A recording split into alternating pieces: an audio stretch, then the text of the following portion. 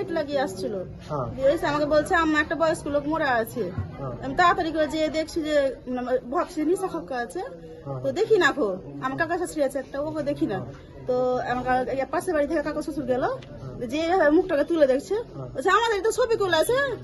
তো তখন ও সেই অবস্থায় বুঝতে পারি না যে তুলবো না দেখবো, তাড়াতাড়ি জল নিয়ে আসে, জলও দিতে পারি না। পাশের বাড়ি আমার বাড়ি থেকে ডাকছে দেওরকে, দেওরকে যে ডাকছি যে নাসরুল এসো না, যে মহিলা বসে না, যে কাকাকে কেটে দিয়েছে।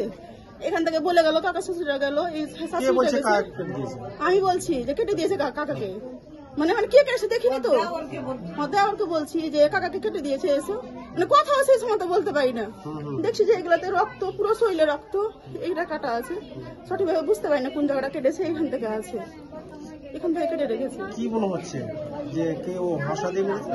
হাসা দিয়ে কাটা আছে মনে হচ্ছে, ছেনে টেনে দিয়ে কাটে, চাকু দিয়ে নাই, এরকম কুপিয়ে দেওয়া আছে। একবার মারেছে না দু তিনবার আছে মনে হচ্ছে, দু তিনবার আছে, মানে আমি নেড়ে দেখিনি, যেহেতু ভয় লাগছে একটু রক্ত দেখে, এরকম ভাবে দেখেছি। বয়স কিরকম হবে? বয়স হবে 48-50 হবে এরকম। নাম কি? নাম সুফিকুল। এটা কোন জায়গা? এটা রতনপুর বাগানবাড়ি। কোথায় যাচ্ছিল রাস্তা দিয়ে? নামাজ পড়তে যাচ্ছিল, পুজো করে বাড়ি থেকে নামাজ পড়তে যাচ্ছিল, মসজিদ যেতে পাইনি, নামাজই পড়তে পাইনি। আপনার নাম? আমার নাম মুসলমান।